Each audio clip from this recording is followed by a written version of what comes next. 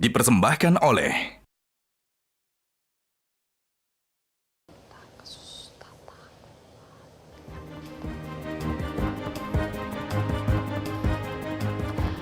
Pemirsa, minggu ini ada kasus yang sangat menggemparkan Republik Plus 62.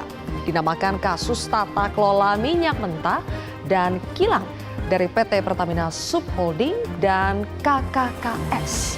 Sungguh terlalu kalau memang kasus ini nanti terbukti benar di pengadilan. Bayangkan saja ada BBM jenis Pertamax yang kita beli dengan harga yang lebih mahal daripada BBM bersubsidi jenis Pertalite. Nggak taunya katanya itu adalah Pertalite tapi dijual dengan harga Pertamax. Bukan hanya penipuan, tapi juga skandal besar yang pastinya sangat memalukan jika terbukti benar. Melibatkan perusahaan sebesar Pertamina dan lolos dari pengawasan berbagai pihak, termasuk kementerian terkait. Bayangkan saja, hasil investigasi dari Kejaksaan Agung mengungkap praktik kotor ini setidaknya berlangsung 5 tahun dari tahun 2018 sampai 2023. Dan nilai korupsinya mencapai hampir 200 triliun per tahun. Itu artinya coba deh kalau kita kali 5 tahun, praktik kotor ini merugikan negara hampir 1 kuadriliun alias 1.000 triliun rupiah. Seberapa banyak itu 1.000 triliun rupiah? Pemirsa, kata Kejaksaan Agung, modus yang dilakukan adalah dengan mengoplos BBM jenis RON 90 atau yang selama ini kita kenal dengan nama Pertalite menjadi RON 92 atau Pertamax. Kecurangan ini dilakukan para pelaku untuk mengakali aturan pemenuhan minyak mentah dalam negeri yang wajib mengutamakan pasokan minyak bumi dari dalam negeri. Direktur Utama Pertamina Patraniaga, Rifa Siahaan sudah dijerat dan ditahan bersama dengan 5 petinggi Pertamina lainnya. Kemudian ada juga 3 pengusaha minyak yang ikut diciduk karena dituduh terlibat dalam persengkokolan ini. Presiden Prabowo Subianto juga sudah buka suara soal dugaan kasus korupsi yang menyeret sejumlah petinggi Pertamina ini. Presiden berjanji akan membersihkan, menegakkan, dan akan membela kepentingan rakyat. Yang menjadi pertanyaan, kenapa sih kalau memang sudah berlangsung 5 tahun, kenapa baru ketahuan sekarang? Benar tidak hitungan 193,7 triliun rupiah itu? Dan siapa lagi pihak yang harus bertanggung jawab dalam skandal besar ini? Inilah kontroversi selengkapnya Pertamax Gun bersama saya Zilvia Iskandar.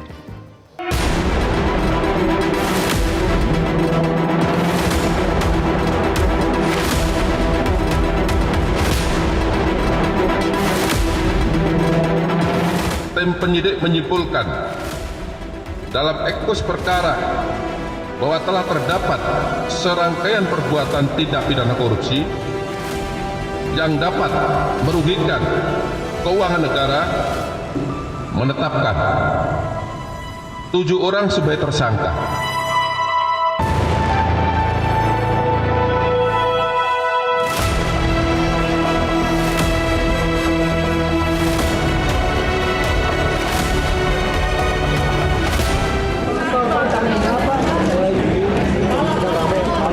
Lagi diurus semua. Oke. Kita bersihkan, kita tegakkan, kita akan dan pokoknya membela negara. Baik pemirsa, untuk membahasnya sudah hadir 3 narasumber di studio Metro TV. Di sebelah kanan saya adalah Wakil Ketua Komisi 12 DPR RI, Sugeng Suparwoto. Selamat malam Mas Sugeng. Terima kasih sudah hadir di kontroversi. Selamat malam pemirsa. Baik, kemudian juga ada pakar tindak pidana pencucian uang atau TPPU STIN, Ibu Yenti Garnasi atau biasa saya panggil Mbak Yenti. Selamat malam Mbak Yenti. Terima kasih sudah hadir. Kemudian di sebelah kiri saya ada peneliti Yayasan Lembaga Konsumen Indonesia atau YLKI, Niti Emiliana. Mbak Niti, selamat malam. Terima kasih sudah hadir. Dan pemirsa, kami informasikan juga sebetulnya kami sudah mengundang pihak dari Pertamina, Patraniaga, kemudian juga dari juru bicara komunikasi Kantor Komunikasi Kepresidenan PCO, tapi tidak bisa hadir untuk malam hari ini. Saya lanjut dulu, sebelum memulai dialog ini saya akan memberikan informasi terbaru untuk Anda bahwa pada hari ini kita melihat ada pimpinan Komisi 12 DPR RI yang sudah melakukan sidak ke sejumlah SPBU dan memastikan tidak ada skema oplosan dalam proses bahan bakar minyak atau BBM sebelum disalurkan ke SPBU. Legislator asal Gerindra, Bambang Haryadi menegaskan bahwa oplosan dan blending adalah dua skema yang berbeda. Penegasan itu disampaikan anggota Komisi 12 DPR RI saat melakukan sidak di salah satu SPBU milik Pertamina di Jakarta. Sebagai bagian dari sidak pimpinan Komisi 12 DPR RI, Bambang Haryadi mengambil sampel BBM Pertamina yang akan diuji lebih lanjut oleh Lemigas. Ia juga menegaskan bahwa pengujian kualitas BBM ini bukan hal baru, melainkan telah berlangsung selama puluhan tahun sebagai standar umum. Ini ya, teman-teman ya. Ini. Dan tidak hanya di SPBU milik Pertamina, pimpinan Komisi 12 DPR juga mengambil sampel BBM di SPBU Shell. Hasil uji lab kedua sampel BBM ini rencananya akan diumumkan Jumat besok oleh Kementerian ESDM. Mbak, jadi nggak ada itu skema oplosan tuh nggak ada. Jadi di dalam mineral maupun batu bara kan, itu skema blending itu betul. Contoh misalnya di batu bara untuk PLN, skema penugasan PLN itu garnya kebutuhannya hanya kebutuhan 4.300, tapi domestic market obligation itu berlaku rata, kan? Dan setiap tambang itu berbeda-beda. Nah di situ diizinkan, itu skema sah-sah aja kalau blending itu, selama tidak menurunkan kualitas. Ketentuan yang mau dituju di angka berapa itu boleh. Jadi gar misalnya gar 5.000 dengan gar batu bara 4.000 kan, supaya menjadi 4.500 gitu. Itu di blending bisa itu. Di PP juga membolehkan. Dah, peraturan pemerintah pun membolehkan. Jadi skema kata-kata oplosan kan, oplosan itu lebih identik dengan sesuatu yang aspal kan.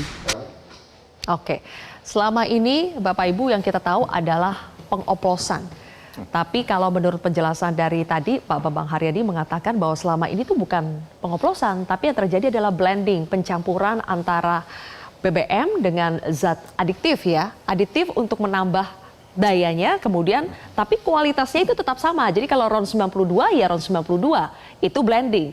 Tapi yang kita tangkap dari Kejaksaan Agung, Mas Sugeng, yang kita tangkap itu bukan seperti itu, tapi memang ini bahan mentahnya itu 90, tapi kemudian dijual dengan harga 92, RON 92. Yang benar bagaimana Mas Sugeng? Iya, jadi pertama pasti kita semuanya shock ya, dalam pengertian kita prihatin, dan terlebih saya juga secara pribadi maupun secara kelembagaan. Saya dulu kebetulan memimpin Komisi 7 tahun 2019 sampai yang periode lalu lah. Dan mekanisme ini selalu kita check and recheck ya. Kami menjalankan fungsi pengawasan karena isu tentang oplosan itu kan tidak hanya hari ini saja. Maka waktu itu kami panggil Lemigas sebagai institusi di bawah Kementerian ESDM yang memastikan bahwa BBM itu yang di SPBU adalah sesuai spek atau spesifikasi yang memang disyaratkan. Misalnya katakanlah RON 90 atau RON 92 ini. RON 90 adalah pertalite dan itu adalah minyak subsidi. Sebetulnya namanya kompensasi istilahnya, karena subsidi itu ada di APBN, kalau kompensasi itu ditanggung dulu oleh Pertamina, selisih harganya itu. Harganya kan kurang lebih 12.300, tapi dijual 10.000, jadi setiap liter ada subsidi akhirnya itu. Nah, itu selalu kita cek, termasuk waktu itu diisukan di katakanlah di penyeberangan Merak misalnya juga ada. Kami bahkan waktu itu saya memimpin untuk mengunjungi tempat yang sekarang ditersangkakan ini.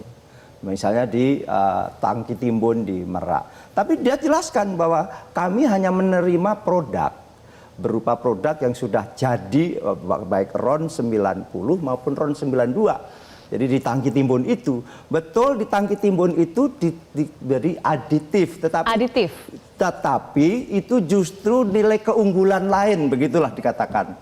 Seperti pertama ditambahi dan untuk supaya menghindari korosif ya, dan juga membersihkan mesin lebih, dan juga bukan menaikkan oktan, karena oktan itu udah di RON itu. Nah inilah yang waktu itu ya, ini kan peristiwa tahun 2018 sampai tahun 2023 disampaikan Kejaksaan. Jadi maksudnya gimana Mas Sugeng? Kalau memang pengawasan selama ini selalu dilakukan secara berkala untuk mengecek apakah betul RON-nya sesuai dengan klaimnya atau tidak, tapi dari Kejaksaan Agung temuannya begitu. Itulah ya, jadi di balik itu kalau badan kita terus mendukung apa yang dilakukan Kejaksaan Agung untuk terus usut. Mungkin saja ternyata di balik itu ada praktek-praktek yang menyimpang. Nah, tetapi lagi-lagi mestinya ada penjelasan resmi nanti yang kita minta dari Lemigas utamanya di periode itu bagaimana melakukan, ada data-data kan pastinya. Tinggal ungkap saja apakah dilakukan cek ya, sebagaimana dilakukan hari-hari ini misalnya. Buat pemirsa untuk diketahui ya, Lemigas itu adalah Balai Besar Pengujian Minyak dan Gas Bumi yang selama ini ditugaskan untuk secara berkala mengecek apakah BBM yang kita beli itu sesuai dengan RON-nya, sesuai dengan klaimnya. Nah seharusnya kita secara logika mengetahuinya kalau sudah dicek secara berkala harusnya beres dong. Tidak mungkin ini terjadi yang namanya 90 kok dijual 92, harusnya ketahuan. Tapi 5 tahun ini ternyata adem ayem saja. Tidak ada isu-isu besar soal adanya pengoplosan. Dan kata-kata pengoplosan itu kan kita tangkap dari apa yang disampaikan oleh Kejaksaan Agung. Nah Mbak Yenti, kita geger nih serepublik ini. Sampai ada liga klasemen korupsi terbesar di Indonesia kalau kita lihat di sosmed ya. Dan kasus ini katanya urutan kedua sejauh ini karena angkanya sampai 193,7 triliun rupiah. Tapi sebelum ke sana kami mendapatkan pernyataan dari Korkomnya Pertamina Patraniaga tentang BBM. Kita lihat sebentar. Sebetulnya BBM ini tidak berwarna sehingga diperlukan pewarnaan atau dayes ya, sehingga masyarakat mudah mengenali. Seperti Pertamax ini diberi warna biru, kemudian Pertamax Turbo diberi warna merah. Selain itu juga diberikan zat aditif untuk meningkatkan performance dari BBM itu sendiri. Ini yang dimaksud dengan zat aditif. Jadi memang ada tambahan, yang dimaksud dengan blending adalah ada tambahan zat aditif untuk meningkatkan performance. Tapi masing-masing BBM sesuai dengan RON-nya itu bisa dibedakan secara warna. Setidaknya baru itu yang kita dengarkan pernyataan dari Pertamina Patraniaga yang sebetulnya bisa disimpulkan bahwa mereka ingin mengatakan tidak ada sebetulnya yang namanya pengoplosan dari BBM 90 menjadi 92. Tapi kita sudah mendengar ada nilai kerugian korupsi yang begitu luar biasa. Boleh ditampilkan teman-teman grafik total dugaan korupsinya. Kalau kita dilihat di sini, dari Kejaksaan Agung mengatakan dalam 1 tahun nilai kerugian negara itu bisa mencapai 193,7 triliun rupiah. Berarti kalau kita kalikan 5 tahun, karena katanya rentang terjadinya itu dari tahun 2018 sampai 2023, kita kali 5, berarti hampir 1 kuadriliun, hampir 1.000 triliun. Menyebutnya saja susah ya. Dan kalau kita hitung perharinya itu berapa sih kalau kita hitung, ternyata perharinya itu 530,68 M. Bayangkan ada institusi, kalau ini benar ya, mengkorupsi sampai sebegitunya. Per jamnya bisa 22,1 M kalau nilainya sebegitu besar. Bu Yenti, pertama respons Anda ketika mendengarkan Kejaksaan Agung ekspos soal kasus ini. Masuk akal tidak ada kasus korupsi yang selama ini banyak mata yang mengawasi institusi ini, tapi kemudian terjadi. Masuk akal tidak angka ini? Ya, kita kaget ya semuanya ya, tapi kita kan nggak boleh terkaget-kaget terus kan. Kita selalu setelah sekian lama baru ketahuan. Itu yang kita harus lihat.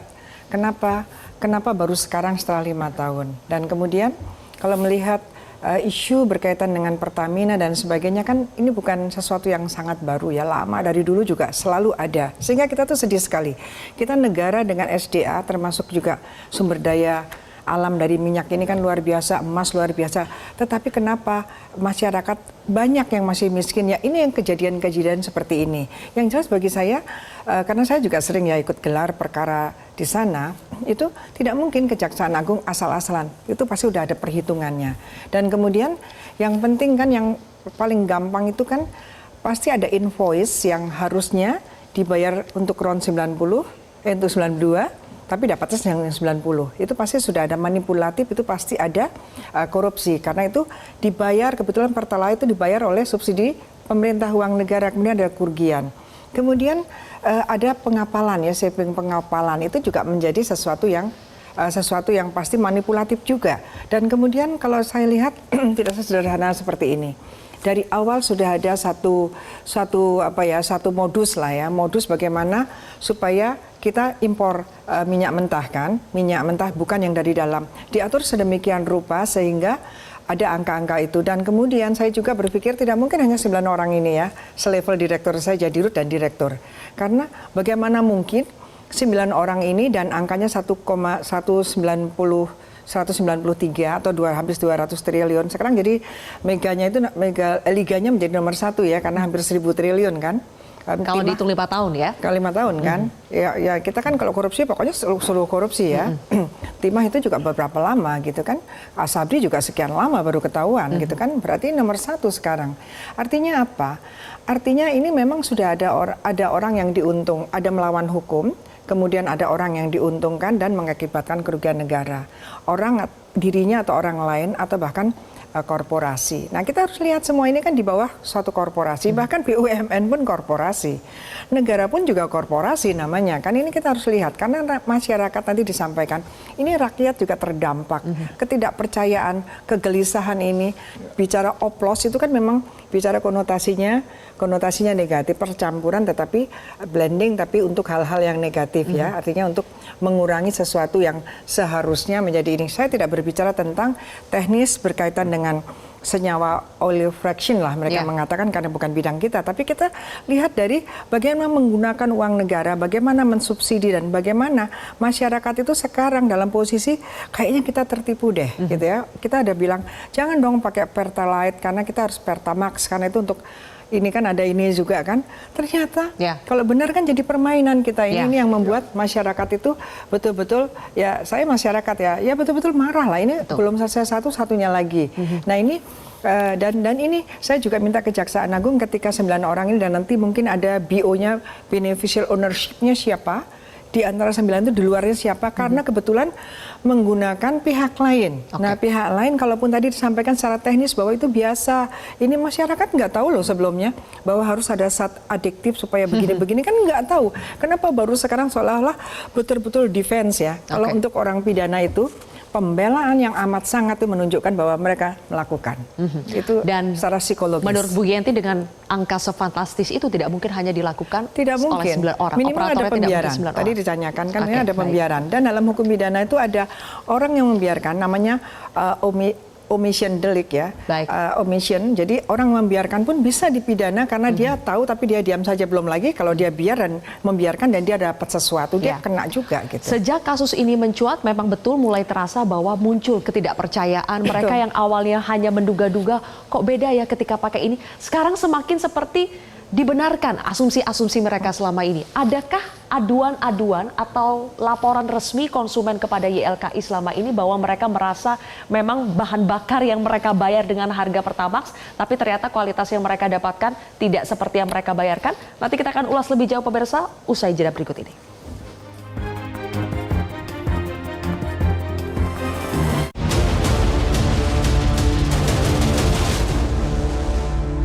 Dipersembahkan oleh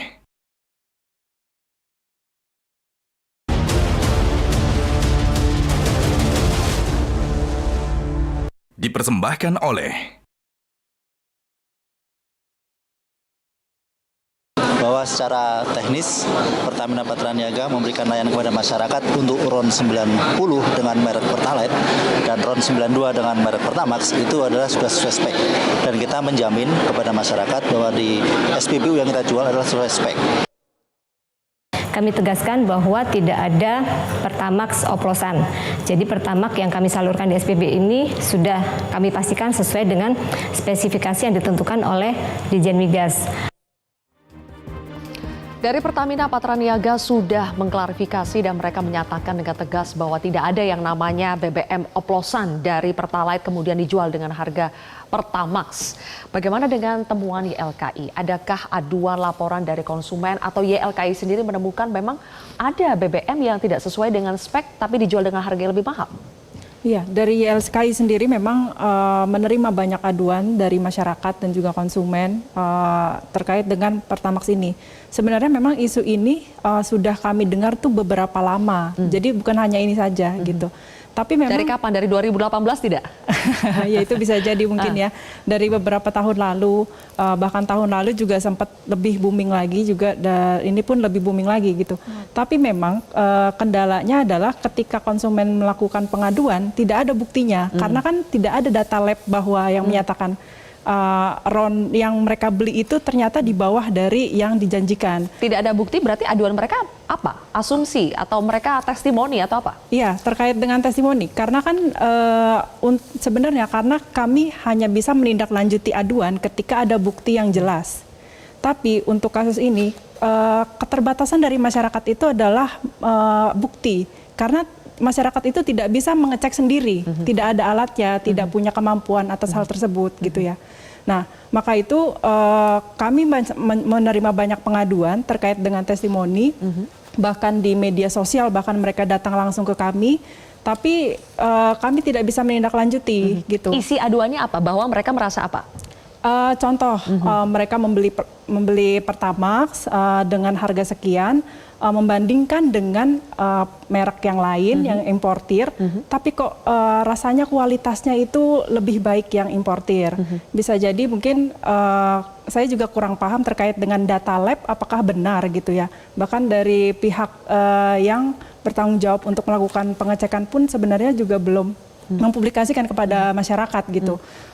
Contoh ketika membeli Pertalite itu motornya seringkali mungkin bahasa masyarakatnya berbet gitu ya. Berbet ya. Tapi ketika membeli RON yang sama 90 untuk produk yang lain itu mereka lancar untuk spesifikasi dengan RON yang sama 90 tapi kualitasnya berbeda gitu. Itu kan hanya asumsi masyarakat, tapi memang tidak hanya 1-2, sudah banyak.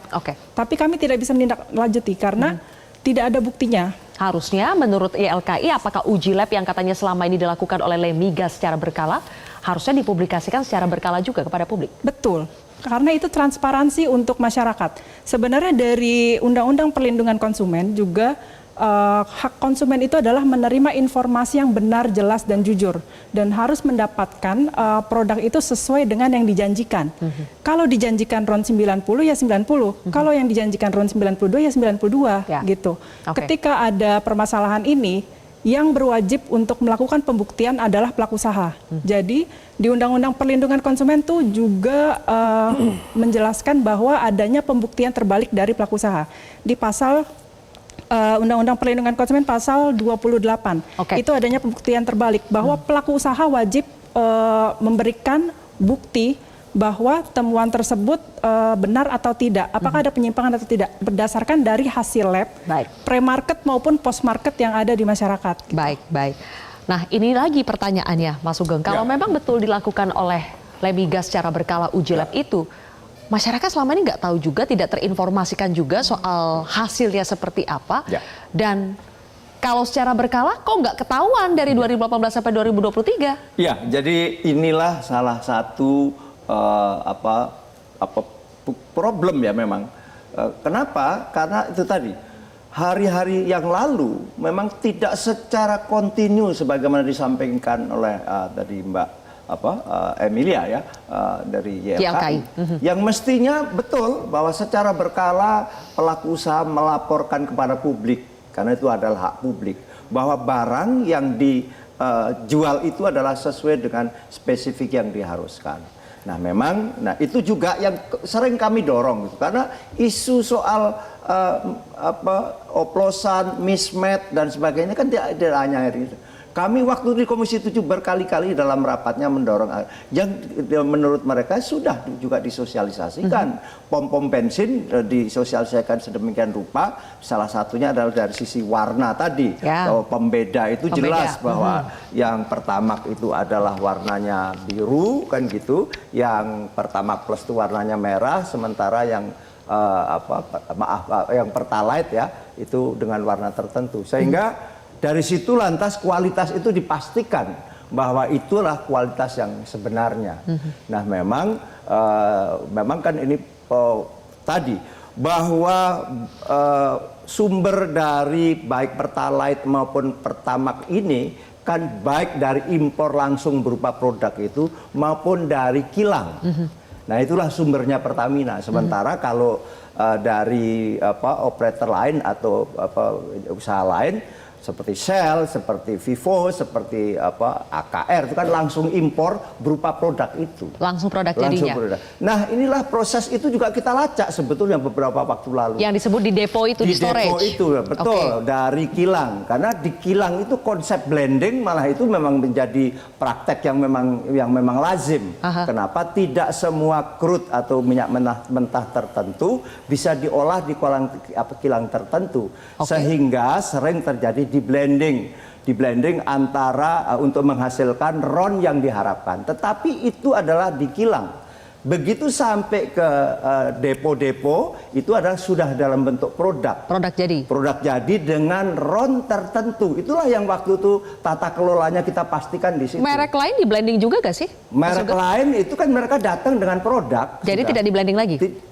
Kan mereka mengaku juga ditambahin aditif kan gitu. Baik oleh Shell itu juga dengan istilahnya ramuan rahasia masing-masing karena itu merupakan keunggulan masing-masing. Kayak kemarin dari Patra Niaga kan dijelaskan bahwa itu dengan aditif tertentu yang untuk membersihkan mesin justru malah dan seterusnya. Nah inilah yang selama ini kami dari DPR menjalankan fungsi pengawasan kan itu. Karena ini, tapi merasa ada kelemahan tidak dalam pengawasan itu sehingga akhirnya ini bisa terjadi? Dulu justru yang kemarin-kemarin ya, justru memang ada yang menyampaikan seolah-olah yang kualitas dari usaha. Tapi justru dalam temuan-temuan kami menyatakan bahwa yang dari Pertamina itu yang lebih baik justru. Sama-sama RON-nya ya kan memang standar. Kadang-kadang kan begini, RON 90 misalnya dibandingkan dengan ada karena produk lain RON 90 plus. Ada yang sebagainya ya memang lebih bagus RON 90 lebih, ada yang 91 dan sebagainya dengan harga yang berbeda jauh kan. Apalagi RON 90 itu adalah dikompensasi atau subsidi sehingga 10.000 di tingkat konsumen hari ini. Dengan mencuatnya kasus ini muncul ketidakpercayaan publik. Tadi kita sudah bahas ya. Dan akhirnya menjustifikasi kecurigaan yang selama ini ada di benak publik bahwa merek yang ini lebih baik dari yang ini dan sebagainya. Nah, kalau memang pada akhirnya kasus ini justru yang paling merugi adalah masyarakat, apa yang bisa dilakukan oleh masyarakat? Apakah ada jalur hukum yang bisa ditempuh oleh masyarakat atau bagaimana? Nanti saya akan tanyakan itu kepada Mbak Yenti usai jeda pemirsa.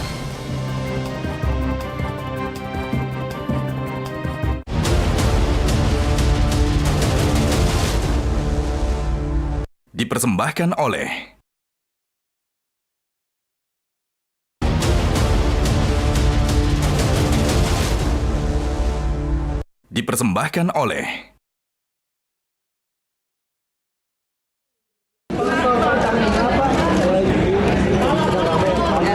lagi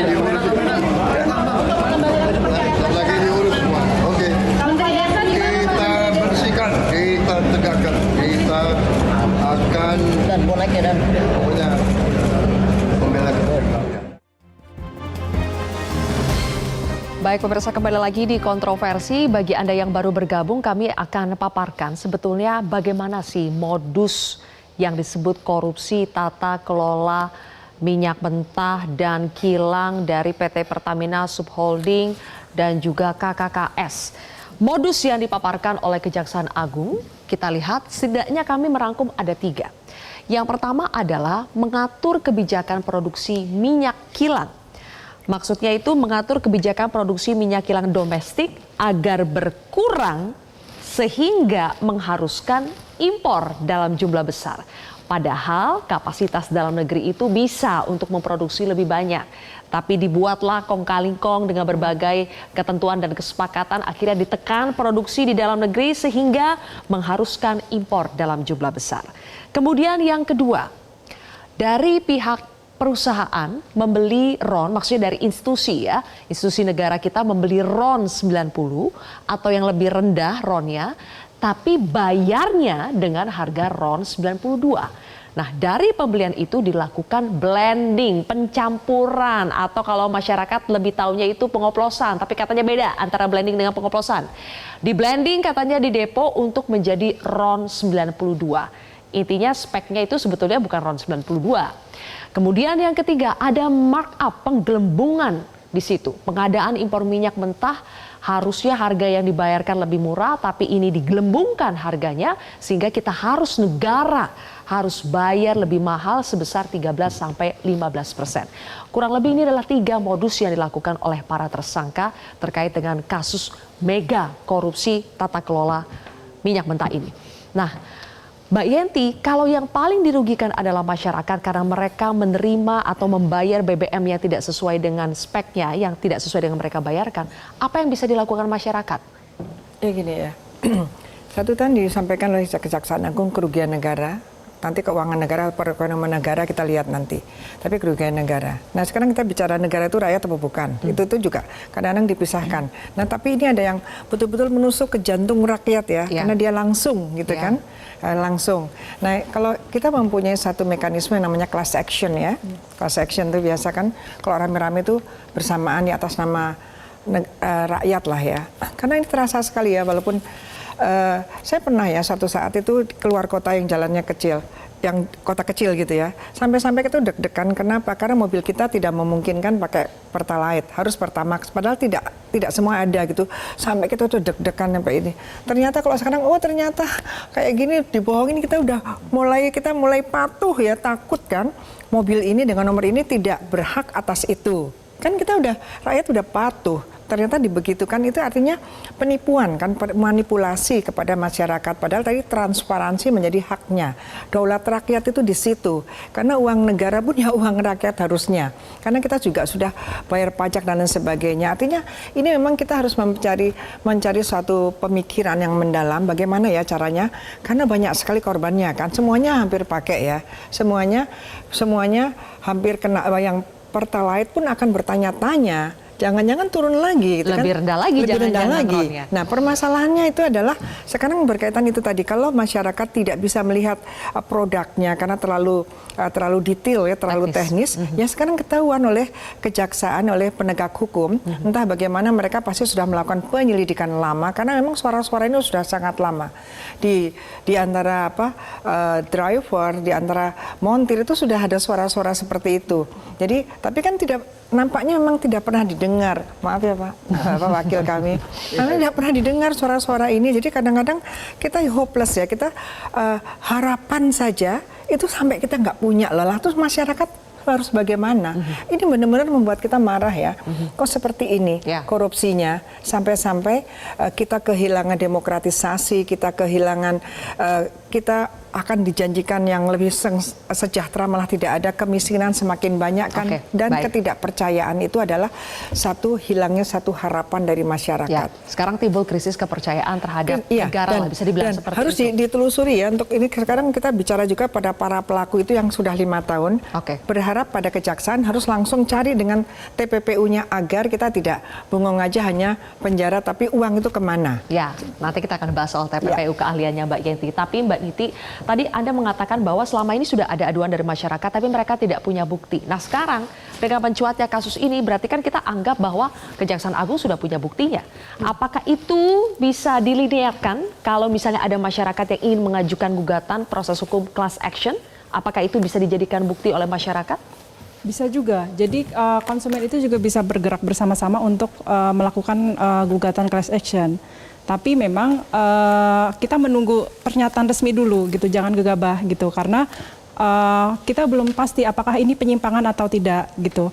Sebenarnya YLKI itu sudah beberapa kali berkomunikasi dengan Pertamina gitu, karena beberapa kali YLKI juga membuat kerjasama untuk diskusi sosialisasi untuk program Pertamax ataupun program Langit Biru ke masyarakat. Ya, pernyataan dari Pertamina memang ya sesuai dengan apa yang mereka sampaikan di masyarakat. Jadi sebenarnya aduan dari masyarakat itu kita diskusikan juga kepada Pertamina, tapi memang pernyataannya seperti itu dan kita juga tidak memiliki bukti. Yang bisa YLKI lakukan sebenarnya adalah melakukan diskusi. Tapi memang pernyataan tersebut seharusnya memang dari Pertamina sendiri yang memberikan pembuktian secara jelas dan transparan kepada masyarakat. Kalaupun nanti masyarakat ingin melakukan gugatan class action, itu bisa dilakukan secara bersama-sama dengan adanya koordinator. Sebenarnya YLKI pun juga beberapa kali berpengalaman untuk melakukan gugatan class action ini. Gitu. Jadi, apakah harus ada vonis dulu di pengadilan, terbukti dulu, baru kemudian masyarakat bisa melakukan gugatan class action itu?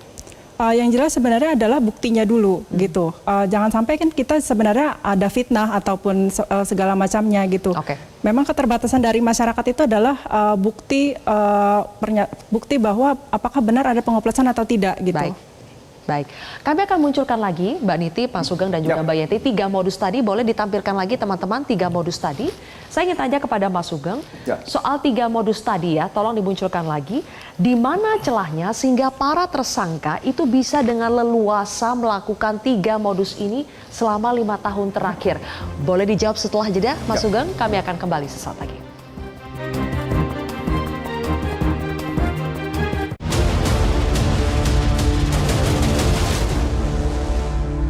Dipersembahkan oleh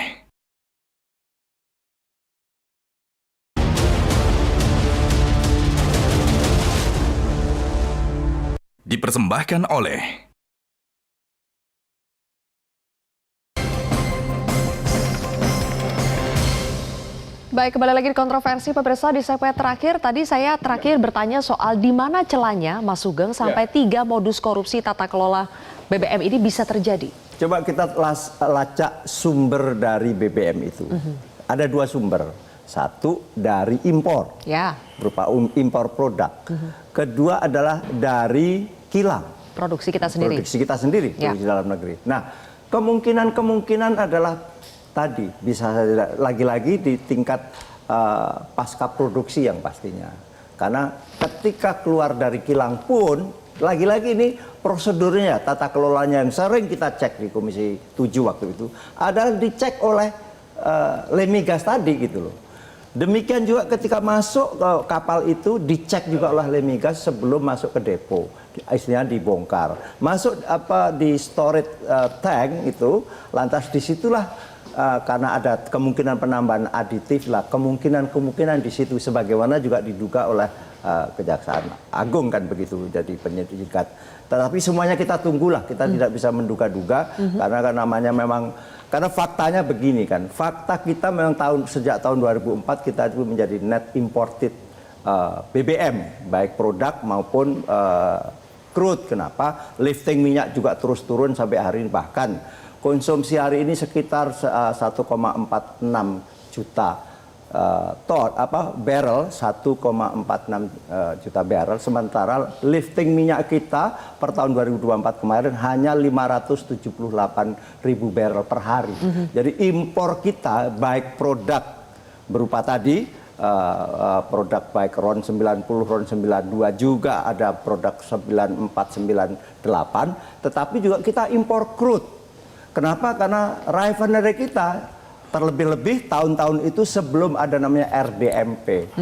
Itu hanya kapasitasnya sekarang saja setelah selesai 6 kilang diperbaharui itu hanya 1,15 juta barrel per hari, padahal tadi konsumsinya 1,46. Tapi untuk kasus ini Mas Sugeng, Kejagung justru mengatakan bahwa mereka para tersangka ini malah mengatur kebijakan produksi minyak kilang domestik itu agar berkurang.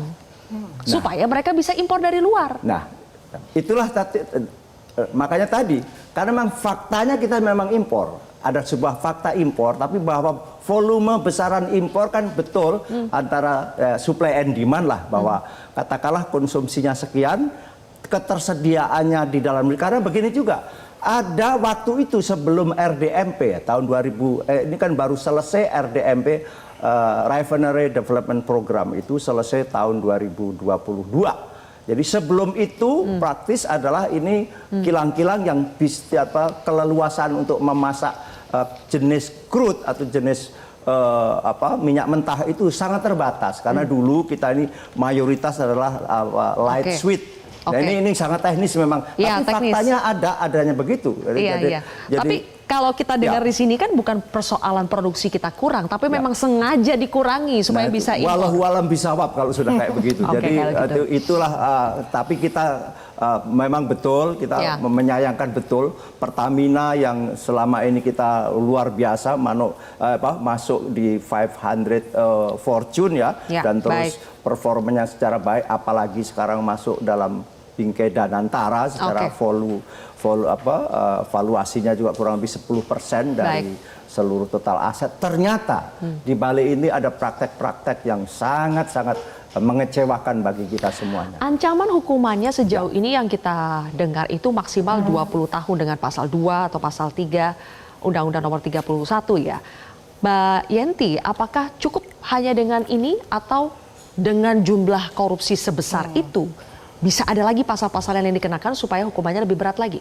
Ya, itu kan pasal 2 ya, pasal 2 atau pasal 3 ya. Pasal 2 lah yang paling ini, pasal 2 itu penting. Dan kemudian kan setiap korupsi apalagi sudah 5 tahun.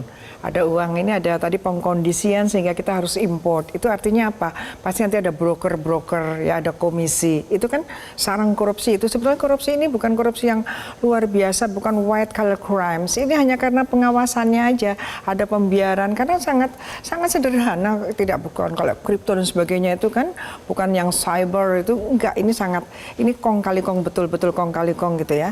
Sehingga mereka ya antara satu tahu sama tahu lah gitu ya, nanti bagi-bagi ini yang seperti ini. Dan kita setelah masuk rejim anti pencucian uang itu setiap korupsi ada hasil korupsi, adanya orang yang diuntungkan karena korupsi itu harus dikejar dengan tindak pidana pencucian uang untuk mengejar. Tapi saya tergelitik berharap kalau nanti ini sampai ke pengadilan dan terbukti, saya ingin mendorong kepada hakim pasal 2 itu memang sama ya, maksimumnya 20 tahun yang pasal 3. Tapi pasal 2 dikatakan begini, bahwa dalam keadaan tertentu maka pasal 2 yang 20 tahun itu pidana mati bisa dijatuhkan.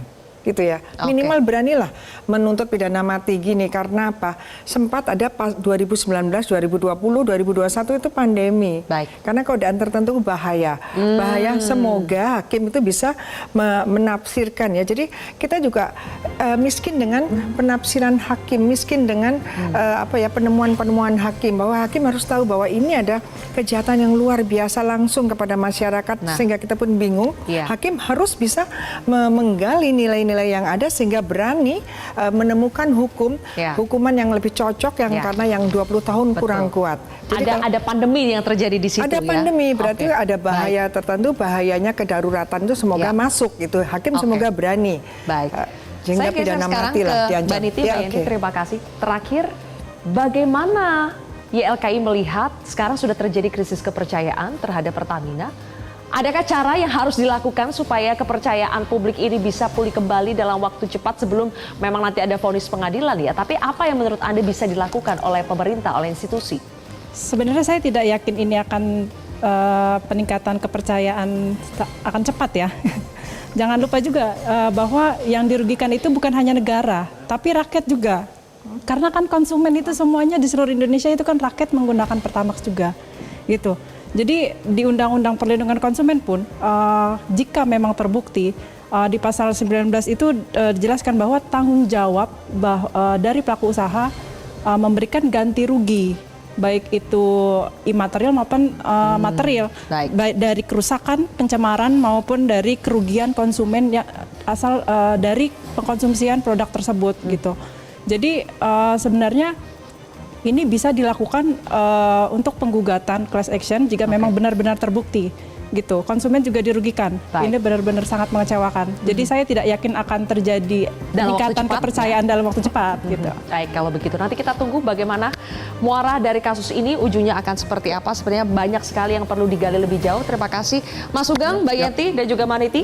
Terima kasih sudah bergabung bersama kami di Kontroversi. Pemirsa, saya Zilvia Iskandar pamit undur diri. Selamat malam. Sampai jumpa.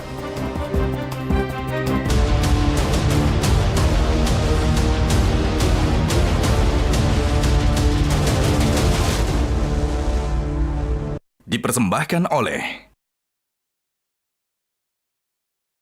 Jelajahi cara baru mendapatkan informasi. Download Metro TV Extend sekarang.